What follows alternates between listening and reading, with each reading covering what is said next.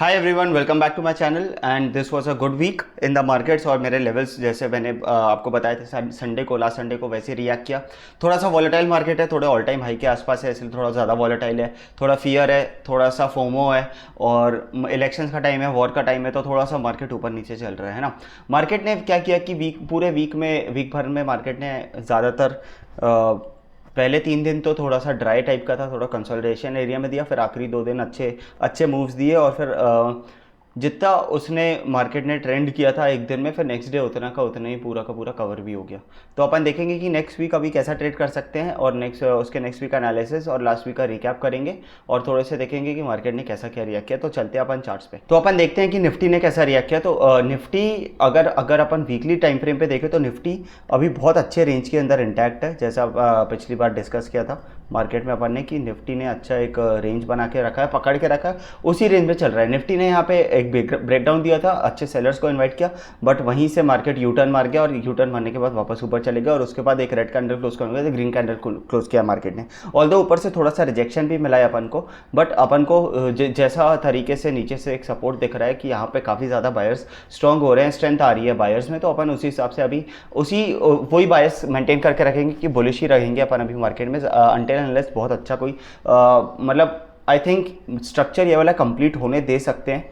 उसके बाद यहाँ पे कोई पैटर्न बने तो फिर एक अच्छा नीचे या तो क्रैश आ सकता है तो करेक्शन आ सकता है। तो अभी स्ट्रक्चर पे बने रहेंगे, अभी अपन बुलिश रहेंगे बायस अपना। और मतलब अभी रेस्ट ऑफ अप्रैल भी आप समझो ज़्यादा ट्रेंडिंग नहीं होने वाला है, थोड़ा सा चॉपी होने वाला है। तो यहाँ पे गैप्स में ज़्यादातर मार्केट जा सकते हैं जैसा अभी हो रहा है, और गैप्स में जाने के बाद I think all time high के ऊपर भी गैप्स में ही जाएगा और फिर उसके बाद अगर कुछ करेक्शन आते हैं तो फिर अपन अच्छी पोजिशंस लेके बैठ सकते हैं। तो अभी अगर अपन निफ्टी में देखेंगे वन डे का चार्ट, वन डे में कैसे चल रहा है, देखो वन डे में भी ज़्यादा कुछ देखने की ज़रूरत नहीं है। जैसा वीकली एनालिसिस में मैंने बताया था वैसे ही डेली पे भी चल रहा है कि स्ट्रक्चर अभी काफ़ी अच्छे से इंटैक्ट है। जितनी बार भी यहाँ पे मार्केट आ रहा है नीचे एक लो बना रहा है ना, तो डिप्स पे बाइंग चल रही है अभी। और ये बाइंग कैसी हो रही है कि देखो आप यहाँ पे ज़्यादातर बाइंग आपकी गैप्स में भर रही है, गैप्स में भर रही है, गैप्स में भर रही है, गैप्स में भर रही है, यहाँ पे भी बाइंग गैप्स में हो रही है। तो इसलिए थोड़ा ज़्यादा एक अपन पकड़ नहीं पा रहे हैं अच्छा ट्रेंड। जैसे निफ्टी ने यहाँ पे वापस क्लोज किया था एक ट्रैप देके, यहाँ पे एक ट्रैप बनाया था, ट्रैप बनाने के बाद वापस निफ्टी ऊपर चले गया। उसके बाद इंडिसीजन कैंडल के बाद देखो गैप बनाया, तो मतलब ऊपर खोला फिर नीचे रिजेक्शन आ गया, ऊपर खोला रिजेक्शन आ गया, रिजेक्शन आने के बाद नीचे खोला। मतलब मार्केट ने पहले तो ऊपर खोलने के बाद नीचे जा रहा था, ऊपर खोलने के बाद नीचे जा रहा था। मार्केट ने पहले थोड़ा सा सेलर्स को दिलासा दिलाई कि हाँ भाई अब हम सेल करने वाले हैं, और उसके बाद जैसे ही गैप डाउन खोला उसके नेक्स्ट डे थर्सडे को तो पूरा का पूरा कवर हो गया। उसके बाद नेक्स्ट डे फिर जैसे ही उसी रेंज में खोला तो फिर पूरा का पूरा शॉर्ट लॉन्ग अनवाइंड हो गया। तो जो थर्सडे को मोमेंटम क्रिएट हुआ था, मार्केट पूरा का पूरा नेक्स्ट डे पे उतना मोमेंटम खा गया। अब अपन को देखना है कि निफ्टी में अपन क्या क्या कर सकते हैं। तो देखो ये हाई और ये लो, ये काफ़ी ज़्यादा इंपॉर्टेंट रेंज है ना। अब और इस हाई और इस लो का जो 50% एरिया है, मतलब कि इस हाई और इस लो का 50% एरिया भी काफ़ी इंपॉर्टेंट रेंज है ना। तो इसके ऊपर अगर टूटेगा तो फिर नेक्स्ट सपोर्ट अपन को मिल सकता है कि सीधे ऑल टाइम हाई मिल सकता है, वो भी अगर जाए तो गैप्स में जाएगा। ऐसे एक ट्रेंड्स में तो जाने नहीं वाला है अभी मार्केट। और अगर उसके बाद फिर कुछ पैटर्न बनते हैं तो अपन नीचे देखेंगे, नहीं बनता है तो फिर अपन यहीं से इसके 50% रिट्रेसमेंट एरिया के आसपास अपन ढूंढने की कोशिश करेंगे, जो भी पोजीशन अपन को नीचे की मिलेंगी। और नेक्स्ट सपोर्ट फिर अपन यहाँ पे रखेंगे।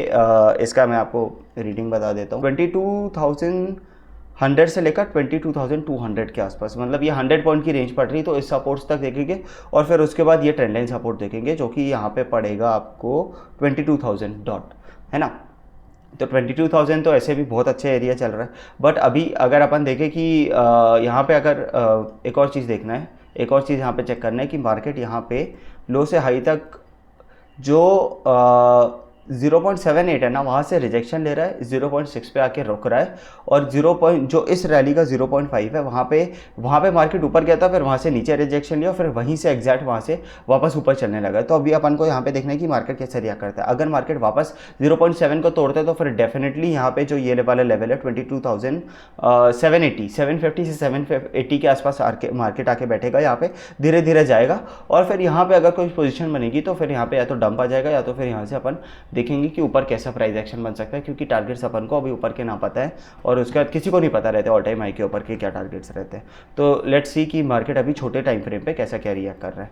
तो छोटे टाइम फ्रेम पे आ गए हैं निफ्टी में अपन ने। तो निफ्टी में क्या किया कि देखो मार्केट ने क्या किया, यहाँ पे मंडे को ऊपर खोला, अच्छा खासा बुलिश मोमेंटम दिया मार्केट ने ओवरनाइट मार्केट उसके बाद आने के बाद यहाँ पे सपोर्ट लिया गैप फिल का, मतलब गैप कंप्लीटली तो नहीं भर पाया, यहाँ पे थोड़ा सा भी गैप भरा है, बट स्टिल थोड़ा गैप फिल का थोड़ा सा इसने गैप फिल की कोशिश की। उसके बाद मार्केट ने धीरे धीरे ऊपर जाना चालू कर दिया, तो वो डे रेंज इसी रेंज में रह गया, ठीक है। नेक्स्ट डे अगेन ऊपर खोला, वापस नीचे आया, गैप फिल किया, तो इसी रेंज में रह गया मार्केट। अब नेक्स्ट डे क्या हुआ, नेक्स्ट डे भी मतलब नॉर्मली गैप अप खोला, ज़्यादा गैप डाउन नहीं खोला। उसके बाद ऊपर गया मार्केट, ऊपर जाने के बाद मतलब बेसिकली वही रेंज में रह रहा है मार्केट, उसी रेंज में बार बार क्लोज हो रहा था। फिर क्या हुआ कि मार्केट का बाइंग ये जाता है, फिर यहाँ पे बाइंग स्विंग रुकती है, तो लोगों को लगता है कि अब सेलिंग स्विंग आने वाली है, जो कि मोस्ट केसेस में होता है। तो यहाँ पे बाइंग स्विंग रुकी और अच्छी बड़ी रेड कैंडल्स भी दे रहा था मार्केट, बाइंग स्विंग रुकी। फिर जैसे ही गैप डाउन खोला तो काफ़ी सारे लोगों को लगा कि हाँ भाई अब गैप डाउन खोल गया, अब अपन शॉर्ट्स पोजीशन बना सकते हैं और यहाँ पे होल्ड कर सकते हैं। बट जैसे ही खोला मार्केट ने एक इंडिसीजन कैंडल दी, इंडिसीजन कैंडल के बाद मार्केट ने दिन भर रैली ऊपर करी। और नेक्स्ट डे पे क्या हुआ कि एक यहाँ पे डबल टॉप टाइप का एक पैटर्न बनाते हुए मार्केट क्या किया, कहीं ना कहीं नीचे गिरते गया और यहाँ पे एक अग्रेसिव सेलिंग आई। देखो मैं आपको एक और कंसेप्ट समझाता हूँ कि मार्केट में फ्राइडे को क्या हुआ। मार्केट में ये चीज़ काफ़ी रेयर है कि क्यों रेयर है कि मार्केट में कभी भी कैसा होता है कि अगर ये रैली होती तो अपन ये कभी एक्सपेक्ट नहीं करने वाले, ऐसा मार्केट कभी नहीं चलता है ना।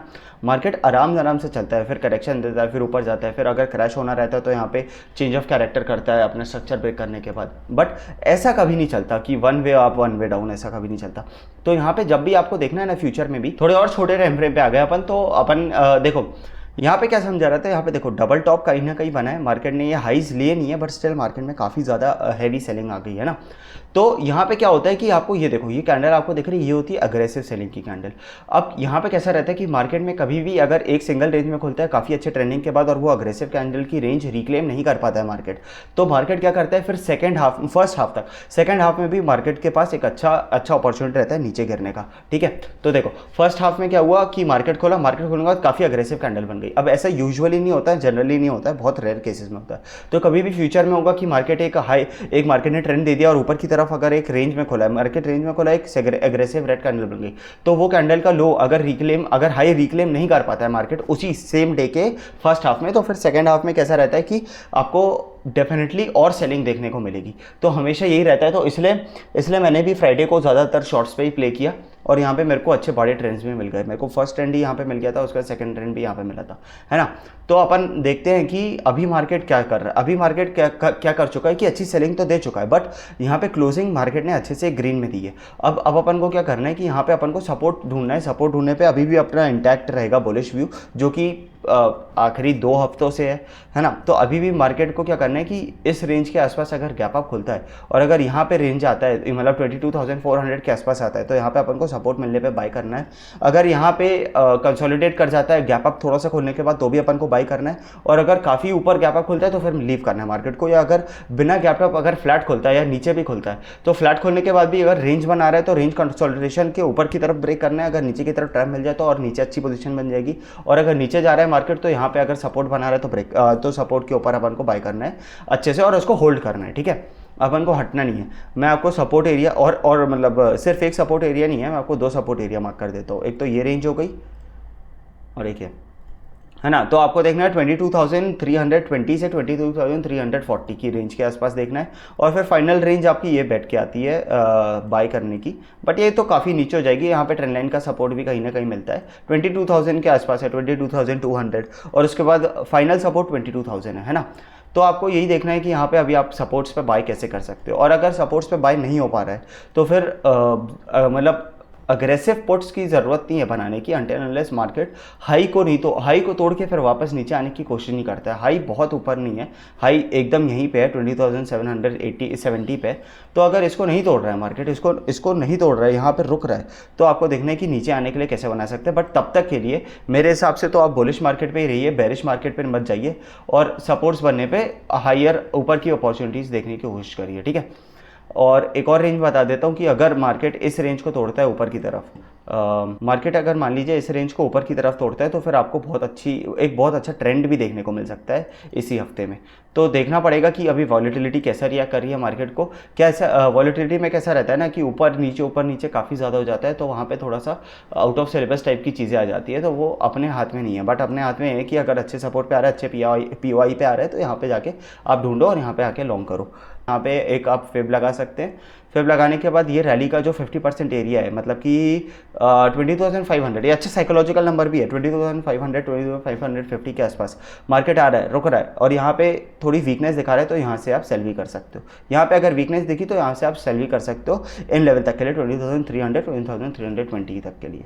तो यही है पूरा निफ्टी का एनालिसिस। और अभी ऑल टाइम हाई के आसपास है, रेंज के बहुत अंदर है, रेंज के ऊपर की तरफ है। देखो एक और चीज़ मैं आपको बताता हूँ कि मार्केट अगर ये रेंज अगर फॉलो कर रहा है ना, तो ये वाले जो एरियाज रहते हैं ये अच्छे पॉइंट ऑफ इंटरेस्ट रहते हैं आप यहाँ पे देखना ट्रेड बनाने के लिए। अभी मार्केट क्या कर रहा है, अभी इस एरिया में तो उसके पास ना ऊपर जाने का ज़्यादा स्पेस है और ना नीचे आने का ज़्यादा उसके पास स्ट्रॉन्ग रीज़न नहीं है, गुड इनफ रीज़न नहीं है कि ये नीचे क्यों आ जाए करेंटली, है ना।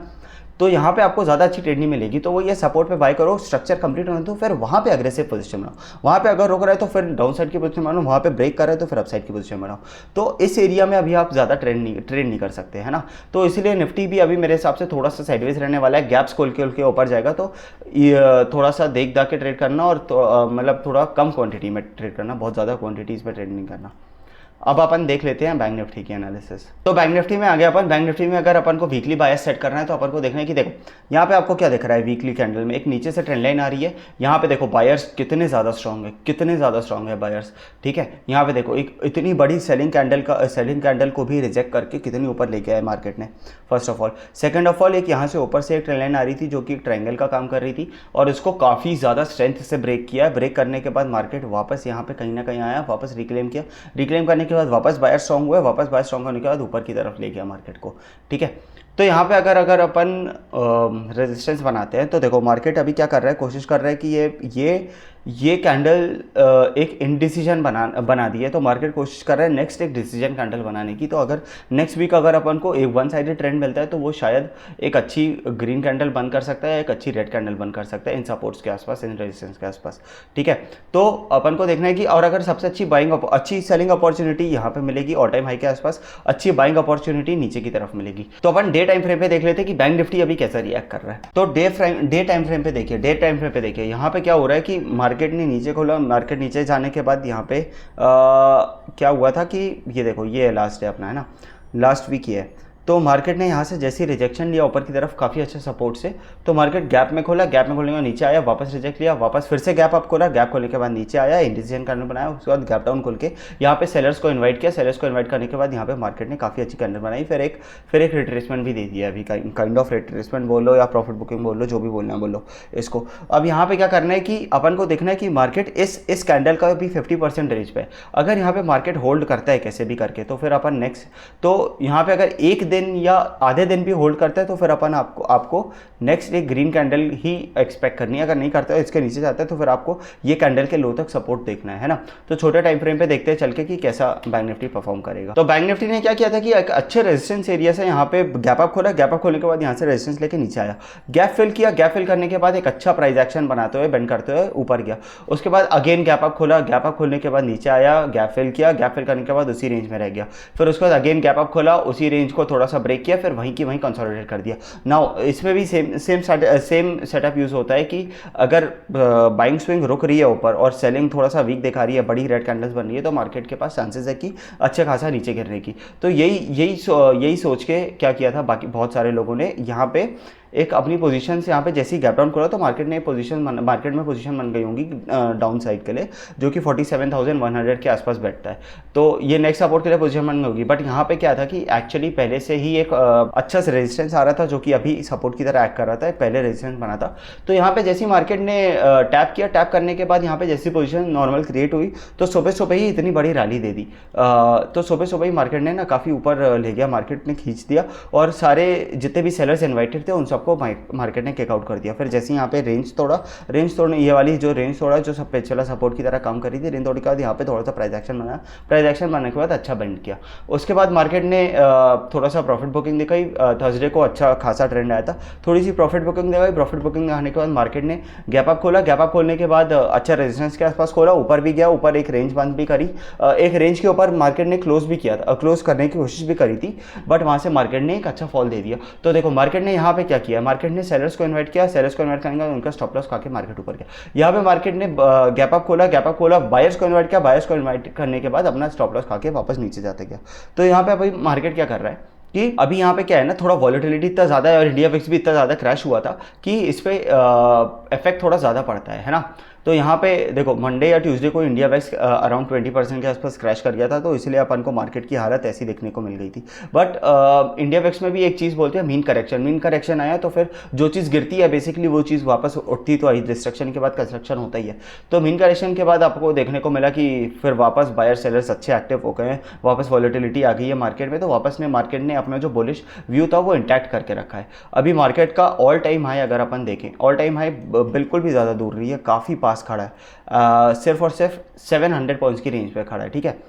तो 49,000 के आसपास ऑल टाइम हाई है। यहाँ पे मार्केट ने एक अच्छा सेंटीमेंट में क्लोज किया है मार्केट ने। तो अगर अपन को थोड़ा सा सेलिंग प्रेशर नेक्स्ट डे पे दिखता है तो उससे आपको फूल नहीं होना है ना, फूल नहीं होना है, क्योंकि सेलिंग प्रेशर अभी सिर्फ एक गिमिक की तरह काम कर रहा है, जितना मतलब आपने देखा है। तो अपन वही चीज़ कंटिन्यू करेंगे। देखो ना मार्केट कितना अच्छे से ऊपर जाते जा रहा है, धीरे धीरे जाते आ रहा है, इतनी बड़ी बड़ी रेड कैंडल्स के बाद भी जाते जा रहा है और इतना गैप डाउन खोलने के बाद भी ऊपर ही जा रहा है। तो फिर अपना डेली बाइस तो सिंपल अपन यही बेटर है कि अपन को बुलिश ही रहना है, सपोर्ट्स पे खरीदना है मार्केट को अच्छे से अच्छी बड़ी पोजीशंस के लिए, ठीक है। अब देखो लास्ट डे पे क्या हुआ था, मतलब थर्सडे से लेकर फ्राइडे के हाई को अगर अपन एक फिबोनाची यहाँ पे डालते हैं तो यहाँ पे 0.6 0.5 एरिया से सपोर्ट लिया है, जो कि प्रीवियस एक सपोर्ट भी बना था 48,100 से लेकर 48,160 तक। अब यहाँ पे मार्केट इसके ऊपर ही रेंज करता है। तो जैसे मैंने बोला था कि वीकली एनालिसिस पे बोला था, वीकली टाइम फ्रेम पे बोला था कि इसके ऊपर अगर यहाँ पे रुकता है, हॉल्ट लेता है यहाँ पे, अगर फ्लैट खोलने के बाद या गैप अप खोलने के बाद थोड़ा गिर के यहीं इन्हीं एरिया पे के आसपास रहता है तो फिर अपन ऊपर के टारगेट्स देख पाएंगे। ऊपर के टारगेट्स आपके निकल के आते हैं, एक तो ये हो गया एक तो सबसे पहले 48,490 मतलब 48,500 के आसपास साइकोलॉजिकल नंबर भी है। ऊपर के टारगेट्स हो गए आपके बैठते हैं कि 48,400, उसके बाद 48,600 के बाद अगर रैली कंटिन्यू होती है तो फिर मार्केट आपको खींच के ले जा सकता है, ईजिली यहाँ पे ले जा सकता है 48,888 के आसपास, है ना। तो यहाँ पे आपको देखना है बुलिश मूव्स के लिए, बुलिश मूव्स अगर यहाँ पे अच्छे मिल रहे हैं, सपोर्ट्स बनने के बाद बाय करना है, ऐसे बाय नहीं करना। और अगर आप बुलिश हो मार्केट में इनफ तो फिर आप होल्ड भी कर सकते हो ऑल डे के आसपास। फिर उसके बाद अगर ऑल टाइम हाई के आसपास जाता है तभी आपको थोड़ा सा सेलिंग के लिए देखना है, जो कि 49,000 है, वहाँ पे सेलिंग के देखना है, उसके पहले सेलिंग के लिए नहीं देखना है। जो ये रेंजेस दी है इस पर आपको सेलिंग के लिए देखना है। तो मार्केट कहीं भी खुल रहा है, अगर मार्केट ऊपर खुल रहा है नीचे खुल रहा है, बट अगर अच्छे सपोर्ट क्रिएट हो रहे हैं, मार्केट यहाँ पर रुक रहे हैं, इसकी ज़रूरत नहीं है, इसको मैं हटा देता हूँ। तो मार्केट मान लीजिए अगर यहाँ पे रुक रहे हैं और अगर रुकने के बाद सपोर्ट्स दिखा रहे हैं और अगर थोड़ा सा प्राइस बेंडिंग आ रहा है तो यहाँ पे आप बुलिश रहिए और यहाँ पे खरीद लीजिए मार्केट को अच्छे से और अपना अच्छा थोड़ा लंबे टाइम के लिए होल्ड भी कर सकते हैं। मार्केट ट्राई करेगा शेकआउट करने के लिए, बट शेकआउट होना नहीं है। अगर आप अच्छा लॉस की वो दे रहे हो, क्या बोलते हैं उसको, अगर आप अच्छा लॉस का ब्रीदिंग रूम दे रहे हो, अच्छे स्विंग्स के ऊपर लॉस लगा रहे हो, तो नीचे लॉस लगा रहे हो तो फिर आपको स्टॉप लॉस लगा रहे हो तो फिर आपको स्टॉप लॉस नहीं लेगा। मगर अगर आप इम्पल्सिव वे में स्टॉप लॉसेस लगा रहे हो, छोटे छोटे लगा रहे हो और अपने ग्रीड और फोमो के चक्कर में स्टॉप लॉस लगा रहे हो तो सारे मार्केट स्टॉप लॉस वो सारे ले लेगा, है ना। तो यहाँ पे भी अपन को बुलिश ही रहना है, सपोर्ट्स पे बाय करना है। अभी 2 हफ्ते से मैं यही बोल रहा हूँ और मार्केट उसी को रिवॉर्ड भी कर रहा है वो चीज़ को। फ्राइडे को छोड़ के, फ्राइडे को काफ़ी अच्छा सेलिंग मार्केट था, अग्रेसिव सेलिंग थी, तो उस हिसाब से अपन को उस हिसाब से प्लान करना चाहिए। तो अगर वीकली व्यू इंटैक्ट है और अगर एक आध दिन थोड़ा सा करेक्शन आ जाता है, थोड़ा सा वॉलेटिलिटी बढ़ जाती है तो अपन को वीकली व्यू को चेंज नहीं करते हैं। आपको देखना है तो आप मार्केट को अच्छे लंबे टाइम फ्रेम पे देखो कि मार्केट कैसा बिहेव कर रहा है, ठीक है।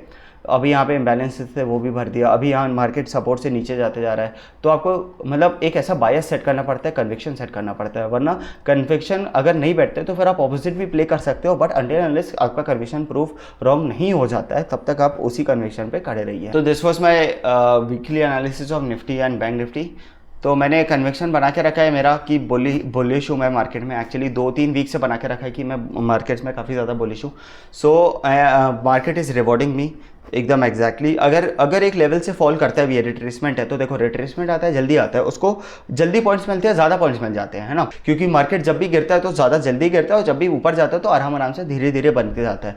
तो यही मेरा मार्केट का नेक्स्ट वीक का एनालिसिस था। अपन देखते हैं कि कैसा क्या रिएक्ट करेगा नेक्स्ट वीक मार्केट में, and I will see you next week.